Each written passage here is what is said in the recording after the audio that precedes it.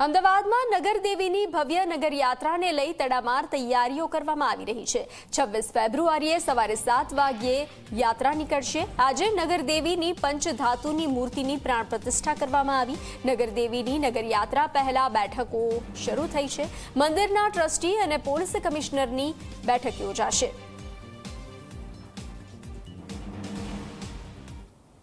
હવે આજે અમે આ વર્ષે ચલિત મૂર્તિ નગરયાત્રામાં કાઢવાના છીએ, એટલા માટે ચલિત મૂર્તિ તૈયાર કરાઈ એ બેંગ્લોરથી બની છે અને અમદાવાદમાં એની મીનાકારી થયેલ છે।